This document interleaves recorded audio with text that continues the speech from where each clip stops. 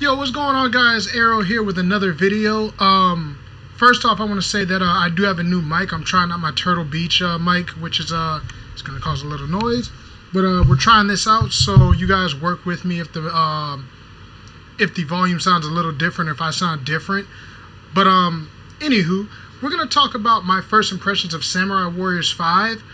I won't have a review for it for a couple of videos, but I've played almost 2 hours of it now, and I kind of want to share what I think with you guys. So we're going to bring this down, and we're actually going to go to my Twitch page, and we're going to full screen this. I am playing on the Switch, so I'm not going to make any comparisons to other systems about graphics or frame rates, because obviously on PC, Xbox, or PlayStation, they will be stronger. So there's no point of even doing that. This is just my impressions, how it is on the Switch. So while we get some stuff in the background, the first thing I want to talk about is the fact that these are two things. Actually, one thing that I'm not mad at is just weird. And I've been playing Samurai Warriors. I have the original on PlayStation. I'm actually playing through that, offline or whatever. It is unfortunate that Yukimura Sanada's not in, because he's one of my favorite characters, and I know this game isn't focused around him. But with him being a poster boy for Samurai Warriors, it's just weird to not see him. But that's just me being nitpicky. Nothing wrong with that at all. Second, I've heard a lot of complaints about the weapon clones. And one thing about that is, yes, there are only 15 weapon types, and there are, I believe, 37 or 39 total characters. The way... And I'm not defending this, but one thing I am happy about is that characters now have new animations. Between me playing Samurai Warriors 1, Samurai Warriors Spirit of Sanada, and Samurai Warriors 4, a lot of the characters have had the same movesets. And so the fact that we even get new movesets, albeit there are clones, it's nice. It's a nice breath of air to get some new move types, so I'm happy with that.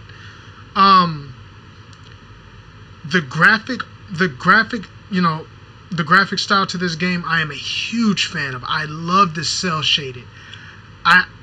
Don't get me wrong, I know a lot of people like the more realistic approach to it, but I'm a huge fan of cell shade, especially when it's done right. Borderlands probably has some of the best graphics to me that I've seen, and they don't have to be realistic. So I like the graphics to it. I like the younger versions of characters. I like that. Performance, at least for me, I have had no problems on the Switch. Now, I'm not somebody who can tell right off the bat, 30, 40, 50, 60 frames. Well, actually, I can, but pertaining to this game, I have not had a single drop. And I'm only an hour and a half in, 2 hours, so that could very well change. But for the point of this video, I have not experienced any slowdown. If you look right now, you see me, wrecking stuff, right? Not every weapon's probably going to be like this, but what I like is that Nobunaga, his sword, it's slower, but it feels like there's weight to the weapon, and I like that. There feels like there's weight. I can tell there's going to be a grind to this game, but if you're new to Samurai Warriors, Dynasty Warriors, whatever the case may be, that's what these games are. Especially if you're one of those completionists that like to max out your favorite characters, or hell, you may want to max out. I've seen people play Warriors Orochi 4, which has the most characters in any game by far at 177. People have maxed out every character.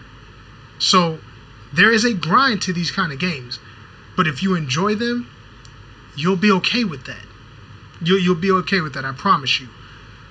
The story so far has been good. I like that they're focused on two main characters. Now, you will be able to use other characters as the story goes on, but Nobunaga and Mitsuhide are the two main characters, and the fact that it focuses on those two, if you've never played a Samurai Warriors before, this is a good approach, especially being more of a reboot. you'll really get to know some of the main characters, you know. And I'm just talking later down the line, but if they release something like Samurai Warriors 5-2 or whatever the case that they may do, and we get Yukimura, we get some of these other characters back, I want this to be more story oriented. The Sengoku era, a lot of people don't know about it. Excuse me, but it's really fascinating. Just like the Romance of the Three Kingdoms, the Three Kingdoms period. I'm actually reading that book right now. Really good, actually. But anyway, back to the video. I like that it focuses on a set group of people. Now, it may turn some people away, but for what they're trying to do, it works. It works. Now, one thing I am divided on, because it sounds like I've done nothing but praise this video, but that's just the way I feel. One thing, as you can see right now, you can't hear it, but there are English subtitles at the bottom with the character portraits, but the game is in Japanese.